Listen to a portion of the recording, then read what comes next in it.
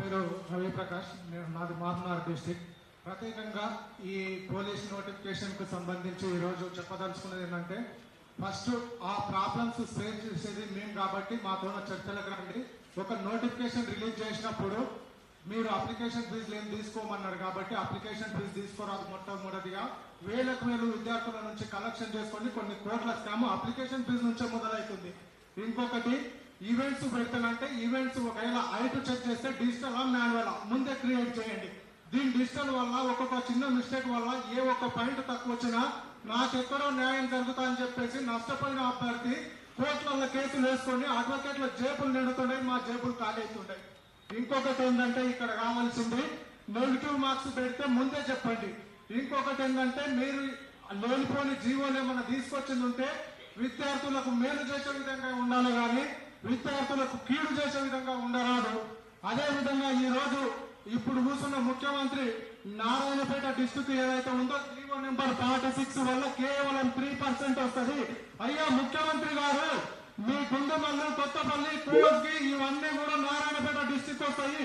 ఒక 3% ఉంటే ఆ 3% లో కాస్ట్ వైజ్ గా డివైడ్ చేస్తే మీకు వచ్చిన ఉద్యోగాలు 100 ఉంటే 3 జాబులు. ఆ 3 జాబులను నువ్వు ఎన్ని కులాలకు వంచుతావు అని చెప్పి నిన్ను అడుగుతున్నా. ఇదే విధంగా ఈ రోజు నిన్ను గెలిపించింది కేవలం నిరుద్యోగులు మాత్రమే. ఆ రోజు ఇదే రియాజ్ సార్ గారు ఇదే బస్సు యాత్ర పెట్టుకొని ఆకసన్న లేడా, నవీన్ పట్నాయక్ లేడా, ఆ నిరుద్యోగ బస్సు యాత్ర పెడితే నీవు ముఖ్యమంత్రిగా ప్రమాణ స్వీకారం చేసిన రోజే మీరు ఈ సీఎం పీఠ మీద కూర్చున్న పాత్రలో నిరుద్యోగుల పాత్ర ఉందని చెప్పేసి సభా వేదికగా చెప్పినావు కదా అన్నా. మీరు గుర్తుకు రాలేదా? 2 సంవత్సరాలు కావస్తుంది. 2 సంవత్సరాలు కాబట్టి ఒక్క రోజైనా నిరుద్యోగులతో చర్చలకు పిలిచినవా అన్నా? 4,000 నిరుద్యోగ భృతి అన్నవే, హాస్టల్లో ఫీజు గుట్టుకోవడం నెలకు 6,000. 2 సంవత్సరాలు దగ్గరకు వస్తుంటే 10 ఒకవేళ 12 అనుకున్నా కూడా 20 నెలలకు లెక్కేసుకున్నా 6,000, 60,000, 1,20,000 ఖర్చులు పైన అన్నా. మా 4,000 నిరుద్యోగ భృతి ఎక్కడుందని చెప్పి అడుగుతున్నా. అదే విధంగా ఈ రోజు డిప్లొమా గానీ, బీటెక్ గానీ, డిగ్రీలు గానీ, పీజీలు గానీ చేసిన వాళ్ళకు స్కాలర్షిప్ లేడున్నా. వాళ్ళ అకాడమిక్ ఇయర్ అయిపోతే వాళ్ళ జేబుల నుంచి రుజువులు చేసుకుంటున్నారు కాలేజ్ యాజమాన్యం. మరి మీరు ఎందుకు ఇవ్వట్లేదు అన్నా? ఈ రోజు ఉద్యోగాలు ఉన్న వాళ్ళు 58 సంవత్సరాల వరకే చేయలేకపోతున్నారు. 61 సంవత్సరాలకు పెంచే దౌర్భాగ్య పరిస్థితి ఎందుకు వచ్చింది? వాళ్ళ కనీసము రిటైర్మెంట్ పింఛన్ లేక మీరు ఏజ్ పెంచుతున్నారు. ఈ రుజువు చెప్పారా లోపల ఉన్నది? ఈ రోజు వాళ్లకు 61 సంవత్సరాలు చేసే ఆలోచన లేదు. ఇక్కడ యువకులం ఉన్నామే, ఈ పోలీస్ బందోబస్తు మీ రాజకీయ నాయకులకే కదా చేసేది, మా కోసం మేము చేసేది. మీకేమన్నా అయితే కదా మీరు సెక్యూరిటీగా ఉండేది. ఈ రోజు ఆ ఆలోచన మీకు లేదా? ప్రతి 2 సంవత్సరాలకు పోలీస్ నోటిఫికేషన్ వస్తాయి. మరి మీరు ఎక్కి 2 సంవత్సరాలు అయిపోతుంది. మీరు ఎలక్షన్ మేనిఫెస్టోలో ఇచ్చిండ్రు కదా నోటిఫికేషన్, జాబ్ క్యాలెండర్. ఆ జాబ్ క్యాలెండర్ ఏదో గెలవాలని చెప్పి ఇచ్చిండ్రు అనుకుందాం. ఇప్పుడు అది లేదు. అసెంబ్లీ సాక్షిగా ఇచ్చిండ్రు అమ్మా. మీరు ఏ సంబంధం నోటిఫికేషన్ ఏడుంది? ఇదే ఇందిరా పార్క్ దగ్గర జీవో నెంబర్ 46 గురించి ఇప్పుడు కూర్చున్న ముఖ్యమంత్రి గారు వచ్చి జీవో నెంబర్ 46 మేము అధికారంలోకి వస్తే తొలగిస్తామని చెప్పి మాట ఇచ్చిండ్రు కదన్నా. ఎక్కడ పోయినరు అని చెప్పి అడుగుతున్నాం. ఇదే కోమటిరెడ్డి వెంకటరెడ్డి దగ్గరికి వెళ్ళినాం కదా. 7:30 మీరంతా మీరు ముఖ్యమంత్రి కావాలన్న కోసము మేము కష్టపడి మీ కోరికలు నెరవేర్చడం. మరి మా కోరికలు ఏడున్నాయన్నా? మా కోరికలను తుంగలో తొక్కిడిస్తారా?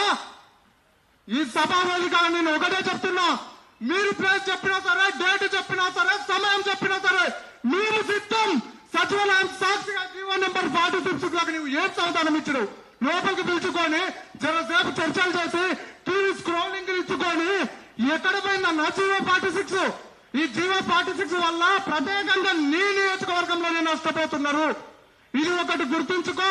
మమ్మల్ని చర్చలకు పిలిపించు. జీవన్ నోటిఫికేషన్ ఏ విధంగా ఉండాలి, ఏ విధంగా లేదని చెప్పేసి మాతోనే చర్చలు జరుపు.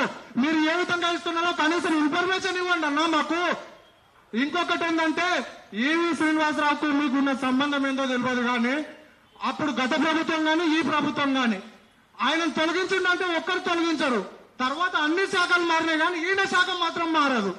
ఇది మరి మీకు లోపల ఉన్న అనుబంధం ఏందో ఒకసారి మాకు కూడా చెప్తే అర్థమవుతుంది. తెలంగాణలో ఉన్నవానికి తెలంగాణ శాఖకు సంబంధించింది ఇయ్యరు, ఆంధ్ర వ్యక్తులకు ఇస్తారు. ఇది ఎక్కడి న్యాయం అని చెప్పి అడుగుతున్నా. ఏమన్నా ఉంటే తెలంగాణకు మేలు చేసే విధంగా ఉండాలి కానీ తెలంగాణ పిల్లలకు స్కీమ్ చేసే విధంగా ఉండరా అన్న. ఇప్పుడు ఏదో బోగస్ సర్టిఫికెట్లు బోనఫైడ్లు పెట్టుకొని వచ్చిండ్రు కదా. మీరు 6th నుంచి 10th వరకు ఉంటే ఎస్ఎస్సి మెమోలో ఏ స్కూల్లో చదువుకున్నారో స్కూల్ పేరు వస్తుంది. ఆ బోనఫైడ్ కూడా అదే ఉంటది. అక్కడ ఫ్రాడ్ జరగడానికి అవకాశం ఉండదు. మీరు ఏదైతే 1 to 4 అని చూసుకుంటున్నారో అది కౌంట్ కాకుండా చూసుకోండి. ఇది ఒకటి చేయాలని చెప్పి కోరుతున్నా. Thank you. ఒక్క నిమిషం అన్న, అయిపోయింది. నల్లగొండకి టైగర్ అని చెప్పుకొని మన కోమటిరెడ్డి వెంకటరెడ్డి గారు ఎలక్షన్ ముందు ఉఫ్ అంటే జీవో నెంబర్ 46 ఎగిరిపోద్దని చెప్పిండు. ఇంతవరకు ఆయన ఉఫ్ అని ఎందుకు అనట్లేదు మాకు ఇంకా అర్థం కావట్లేదు.